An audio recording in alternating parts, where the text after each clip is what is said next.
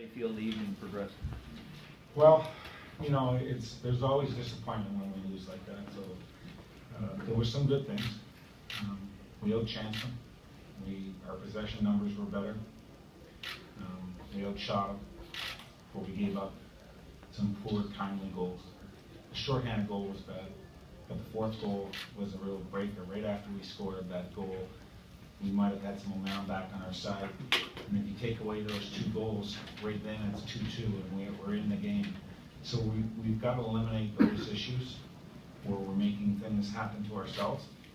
But we did a lot of things that we wanted to do, and sometimes it's just going to be harder at first than we want it to be to get back into the win column. So we're going to get back to work, and we're just going to continue to push and say, listen, these are some of the areas. There's some areas where I thought we stopped working, some areas where guys let up, and we can fix that. So, you know, there's a lot of positive things, but at the end of the day, you know, it's the win column that matters. How will you plot progress in the short term? How will you plot progress? What do you want? Well, I mean, obviously, there's the things I just mentioned. That they outchanced them. They had 12 chances. There's games where we were giving up 40 shots and they were getting 25, 26 chances.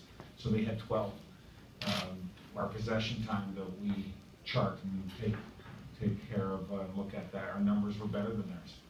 But there's still a game to play when you look up all those stats and the analytics and different things. There's still a game that plays inside. And we gave up goals that were untimely and unnecessary, and so we can eliminate those things, which is the positive thing. And you know, I feel like the guys were in a good frame of mind going into it. They seem to be pretty jazzed up. I think you can see at the start of the game it looked like they were pretty tight, and they either nervous or tight or whatever the reason is, but I felt like we weren't moving our feet early in the game. We did some good things in the low recoveries or breakouts, if you will, but then we kind of mishandled pucks and turned pucks over early in the period, which kind of kept the momentum on their side. But they still didn't capitalize in a lot of areas where, you know, I thought that we could have been better, and I think that we can continue going in that direction. Phil Kessel, there's a lot of criticism aimed at Phil Kessel the last couple of days. How's he handling it in the room? Is he kind of bearing that criticism, feeling the weight of the world on him, that he's got something to prove?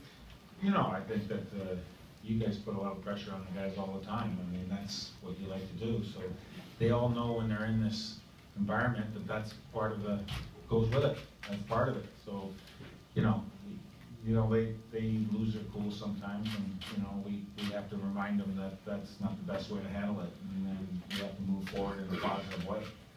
And you've got to, you know, internalize it with your teammates, and you've got to keep it inside so you can handle this and not let it affect you in a negative way. But you know, the next day I had a good talk with him after that, and I think that he seemed to be in a good frame of mind going into it.